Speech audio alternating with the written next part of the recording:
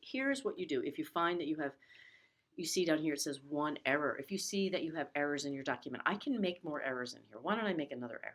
I'm going to go in here to this page, and I'm going to delete some of the text so that I can create another error. And the error I'm going to create is going to be, I'm going to put in an RGB image because I know that will alert the pre-flight tool. So this will also show quickly how to insert an image, which we'll go over again. Move my text down so it's inside the margin where it says next. I don't want that flying outside the margin. And I'm going to do File, Place.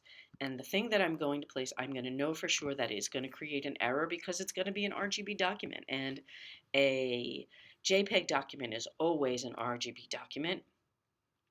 And here is a guitar. So here is a lovely guitar. And then I'm going to put this guitar picture in here. Just like that.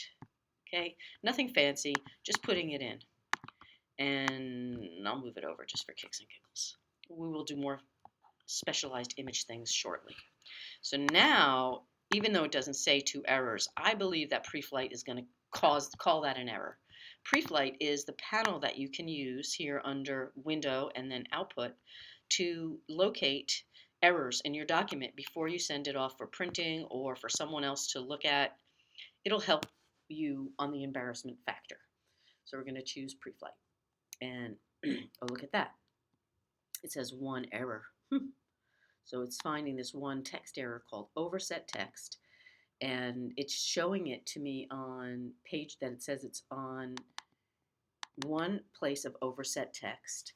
And if I go to that, here it says text frame. It shows me the page number. And so if I click on that, it takes me right to the overset text boo-boo. And then I can see, oh yeah, I have text that's not fitting in this box, otherwise known as overset text, and I fix that, and that goes away.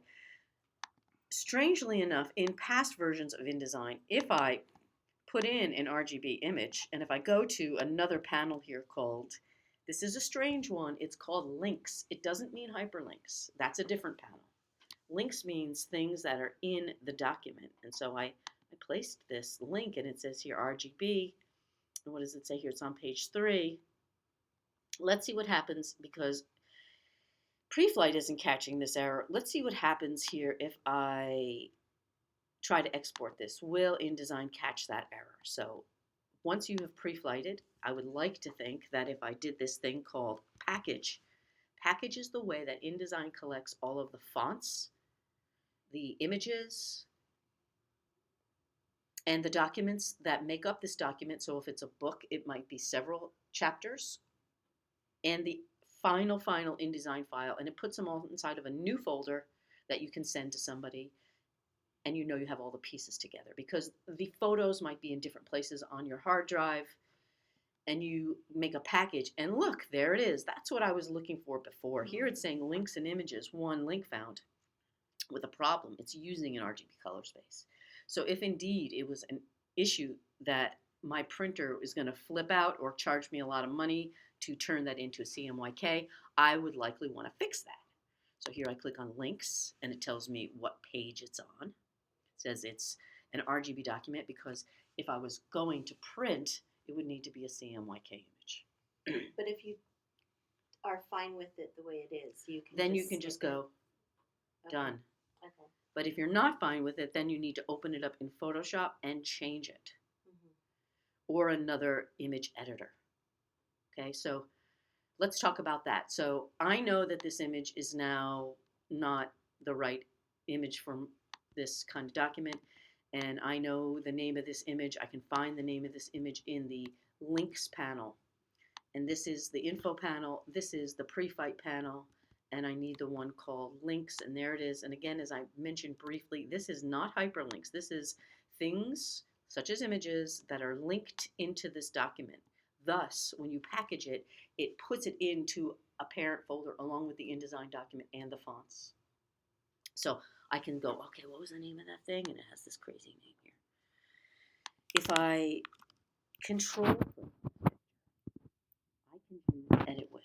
So this saves a step of having to find it on your hard drive. So nothing selected. click, and then it is control click. On the PC is a right mouse click. Right mouse click is control. And so here I'm going to choose edit with, and I want to edit with Photoshop. Now,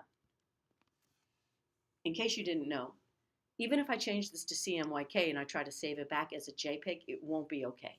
You have to save it into a file that will support the CMYK format. So that's either going to be a TIFF file, which is my preferred file format, or EPS, or something else that your printers, the people who are going to print your document, will tell you.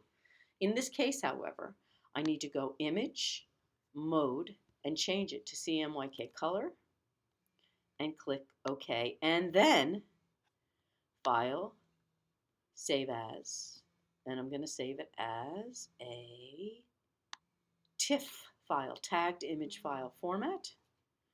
And I could give it a better name, guitar.tiff, and click Save.